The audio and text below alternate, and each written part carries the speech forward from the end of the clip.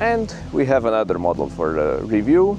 Have I mentioned that I enjoyed driving the Seat Leon, the one that I used to own? It's exactly the same model, well, the year and the generation of the one that I had.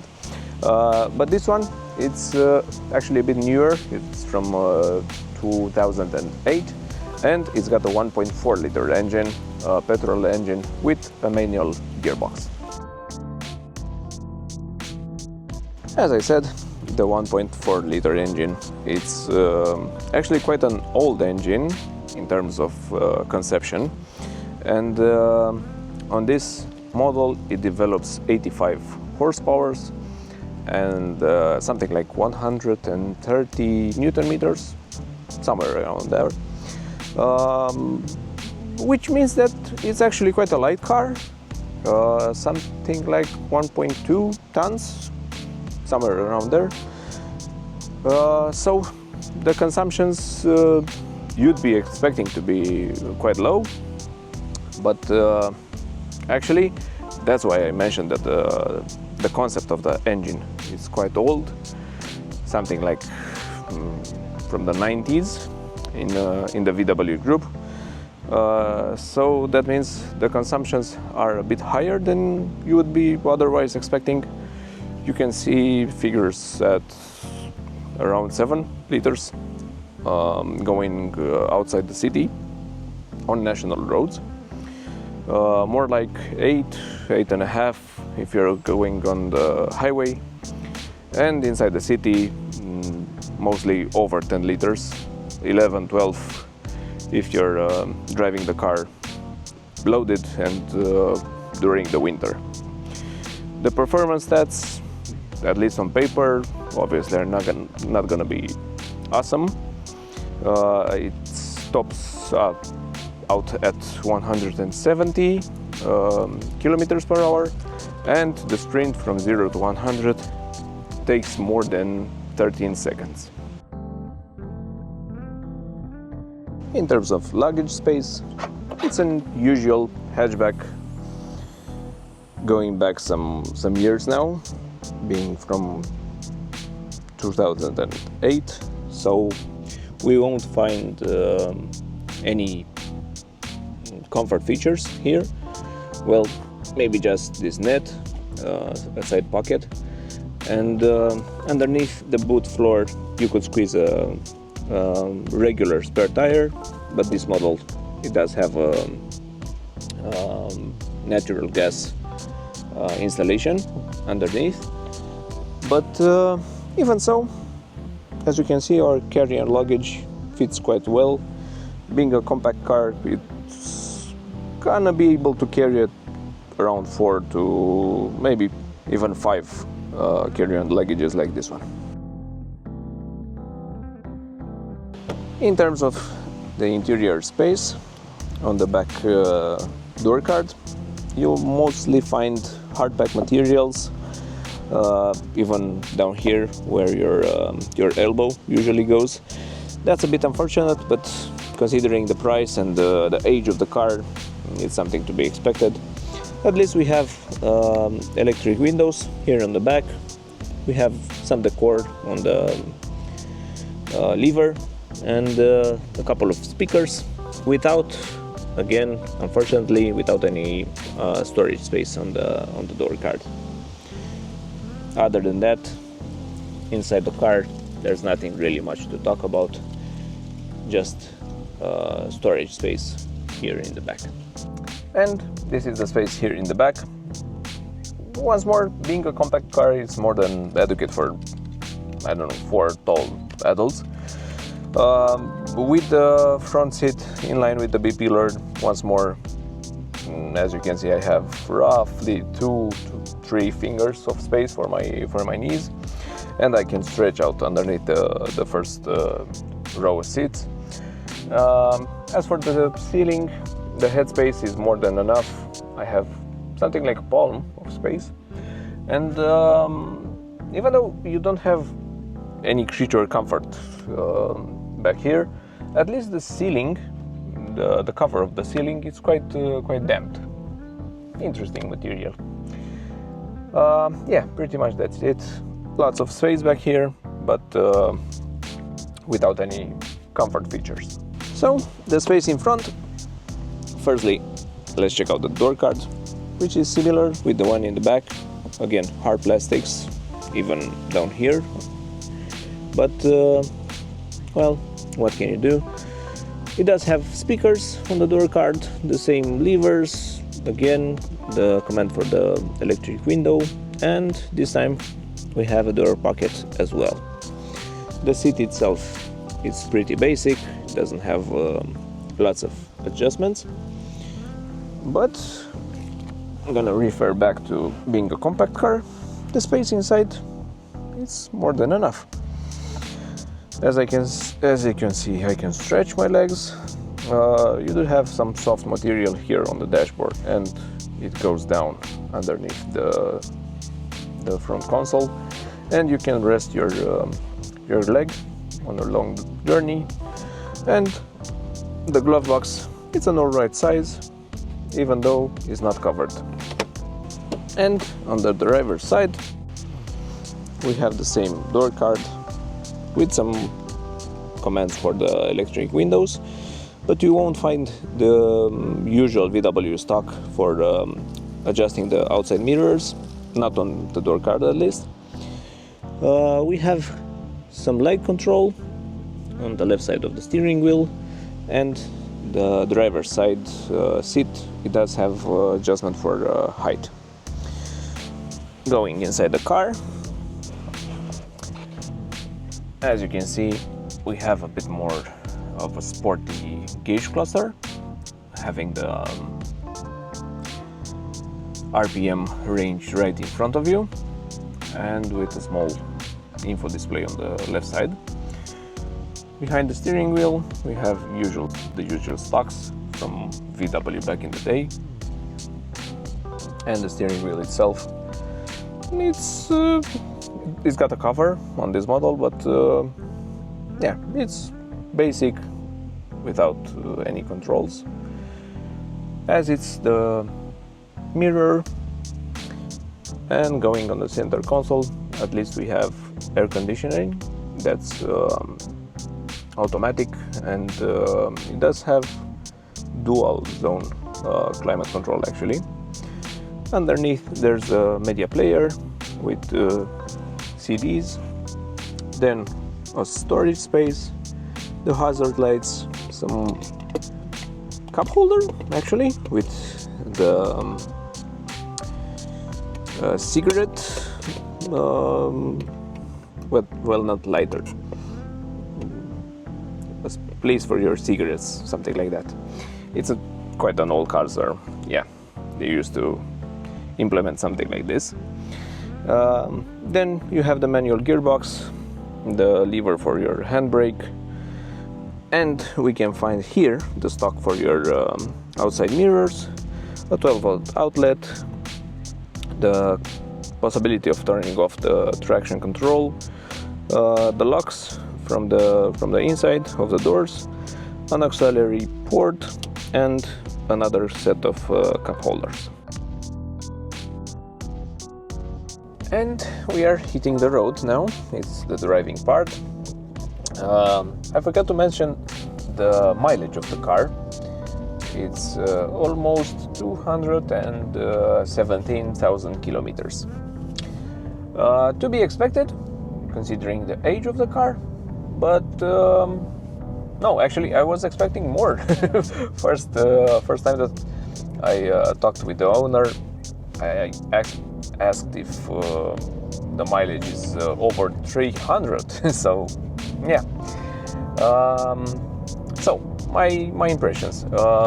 Keep in mind that I'm not used to this generation, at least, of Seat Leon. Even though I used to own one, it was a long time ago, so something like 10-11 years ago, and I pretty much don't remember anything about the driving impressions. But on this model, I'm gonna start with the engine. 1.4 liter. It's a 4-cylinder, which it's quite nice, but it doesn't have a supercharger or turbocharger. So the power output and the performances obviously are gonna be alright for city driving. If you're trying to go outside the city, you'll have to plan your moves to be really careful when you're trying to overpass something, because having only 85 horsepower, even though the car is quite light,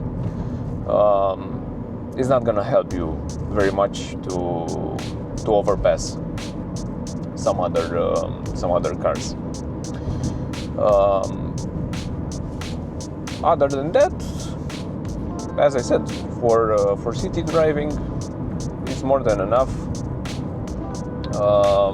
It's gonna help you maintain a low operating cost, but more on that a bit later when I'm talking about the problems and the maintenance of this model. So okay, sorry, I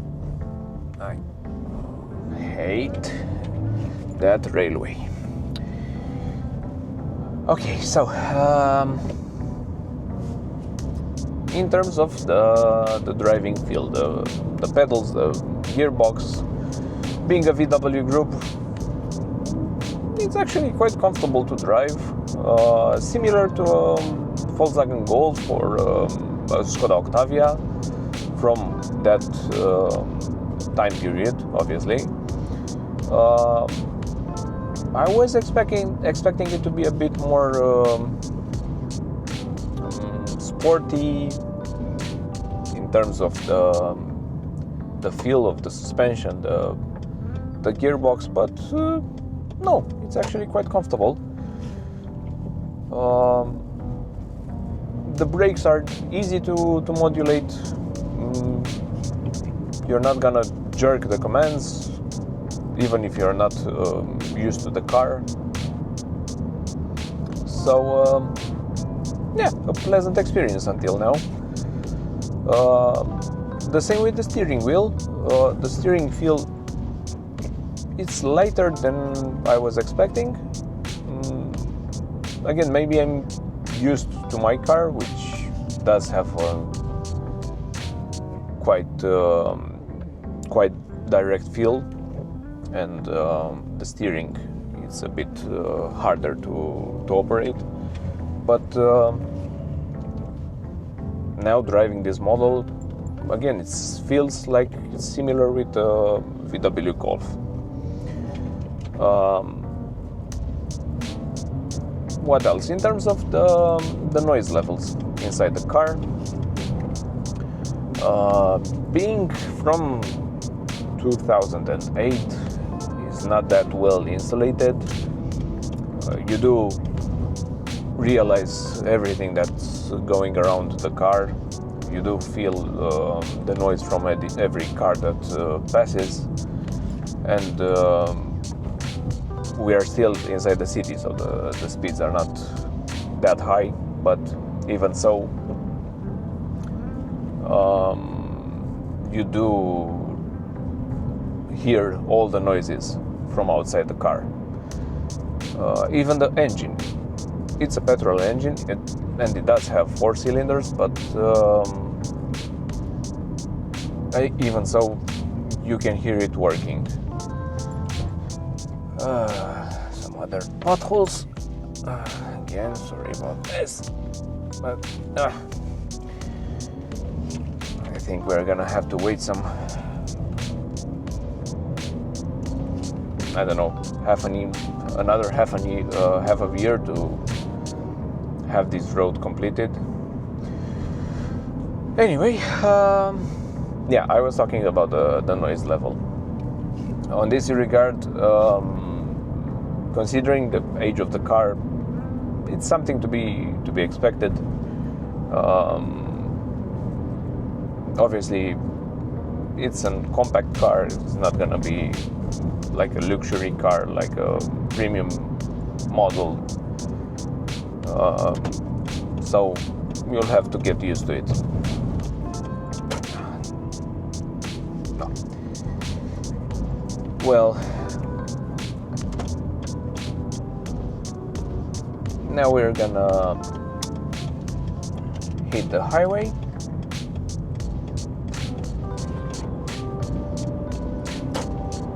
But firstly, I want to get back to the engine, and especially to talk about the maintenance, because yeah, you don't have a lot of performance, and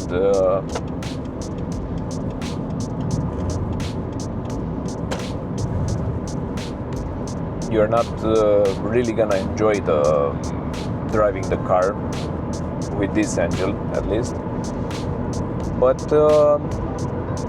the maintenance, I mean, it's barely minimum. You don't have to worry about the petrol that you're gonna put inside the car, the oil as well. I think you can do the regular maintenance at about 15,000 kilometers, as it doesn't have a turbo or a supercharger. So yeah, naturally aspirated. You don't have to worry about clogs or anything like that. So easy to maintain.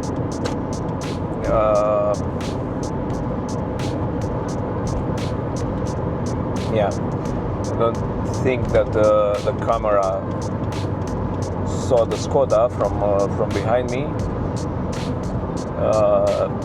The smoke that was coming out of that exhaust, and I'm pretty sure that's a newer car. But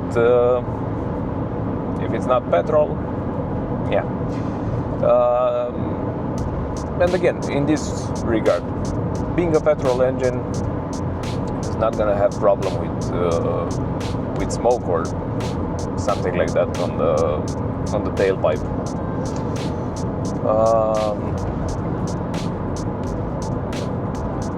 What else? Maybe some spark plugs at around 50 to 60,000 kilometers, and that's pretty much it. Other than that, yeah, that's the Skoda with the smog, as you can see. Anyway, being a light car, something like 1.2 tons, around there, you won't have to worry about the brakes so much. It's not gonna chew through them, nor the tires, because on this model, and that's also something to keep in mind in terms of the comfort level from the suspension. On this model we have 16 inches on the rims, so they're a bit more comfortable and also quite cheap to replace. It's here in Romania, it's the dimensions of the tires are quite common. It's 205 on 55 with 16 inches. So again, the tires are gonna be less expensive than other models. So all of this is gonna combine to a cost of maintaining the car and the cost of ownership being quite low. Now, we've left the speed limit zone. We can accelerate. I'm doing 90 around now, and this is the noise inside the cabin.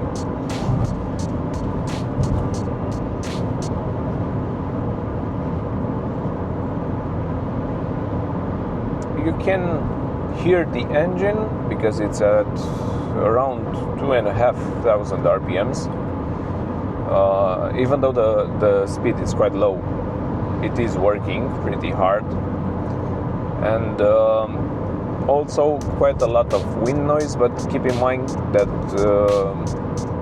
we do have some wind outside the car, so that's really not helping. But other than that, I don't really hear the tires, mainly because we have all the other noises.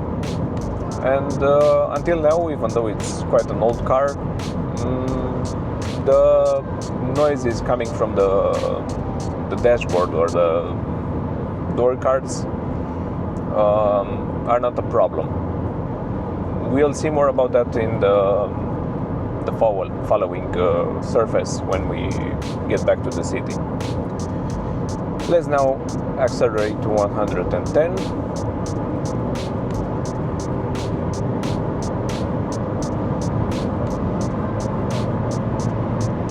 This is it.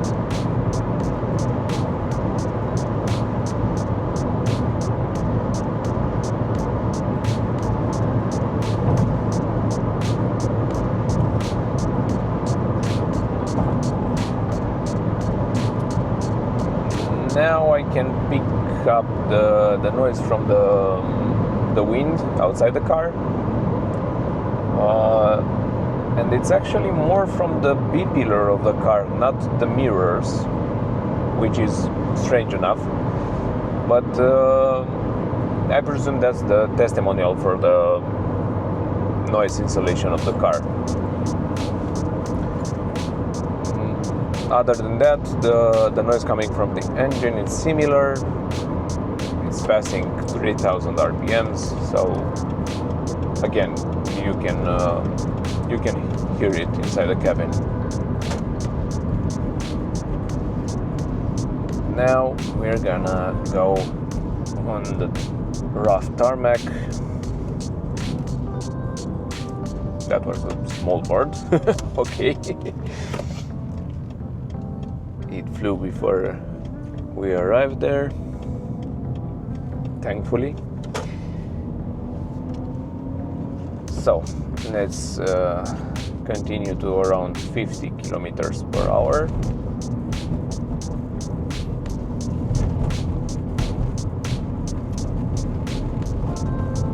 Now I'm picking the noise from the, I don't know, something from the dashboard, maybe. Or nah, it's the accessory from the 12-volt outlet. But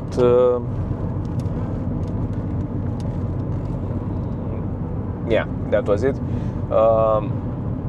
But other than that, it does have some small rattles here and there, and obviously lacking insulation. You're gonna hear the suspension working.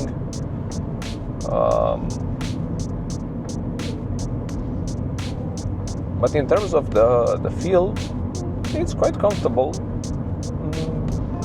I won't be happy driving on this surface, I don't know, for more than 10-15 minutes. But if you don't have a choice, it's alright. Stick to 16 inches in terms of the wheels, and you'll be quite happy with it.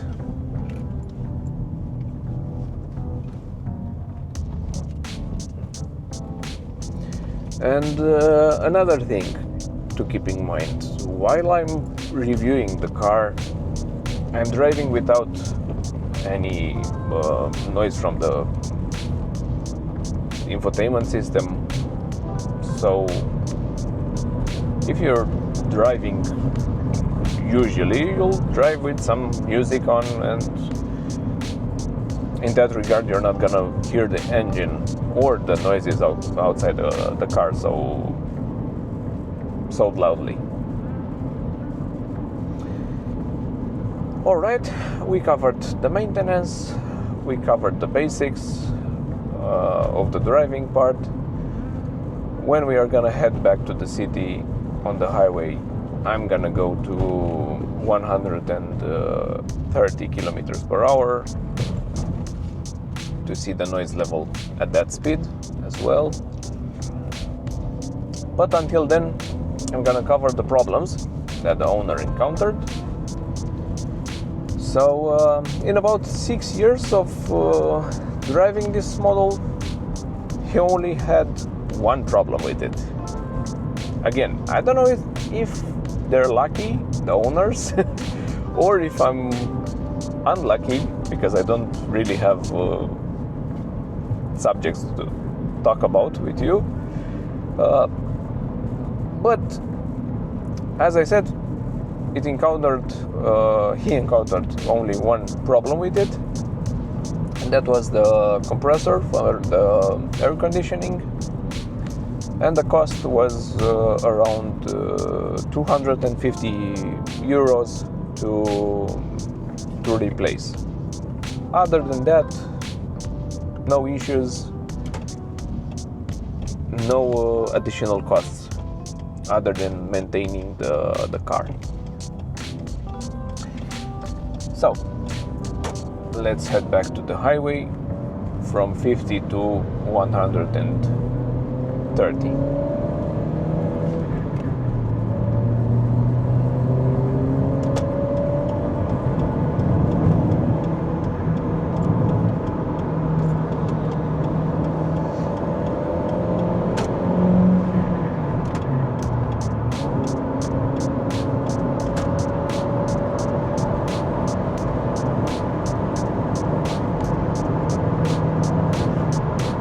This is it.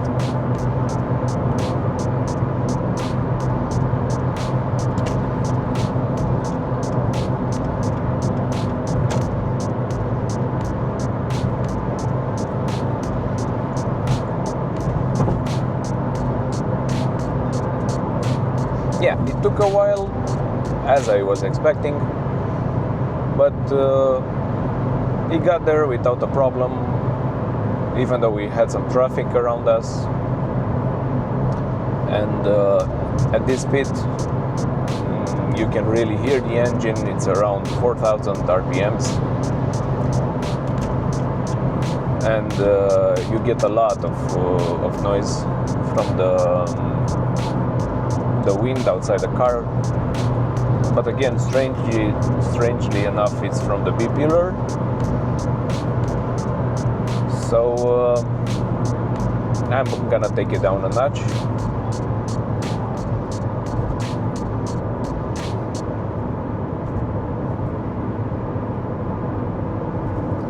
I feel it's a bit more comfortable to drive to around 100, 110.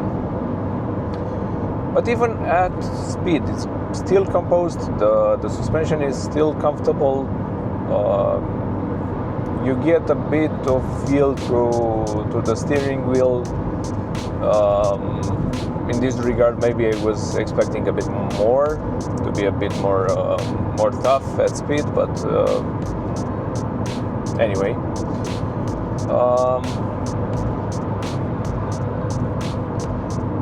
So yeah, that's pretty much the review.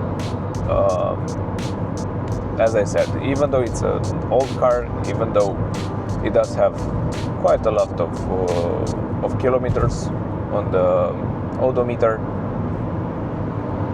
it's a car that you can enjoy inside the city mainly. It's not gonna be so expensive to run.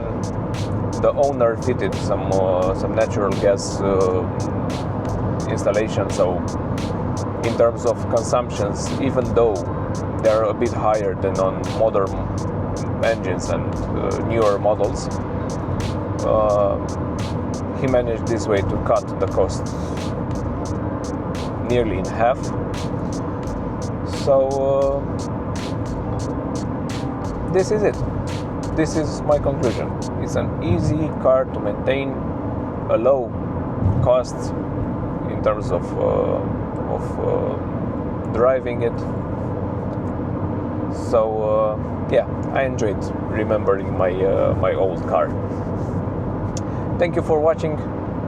I hope to see your impressions in the comment section or on social media. Until next time, see ya.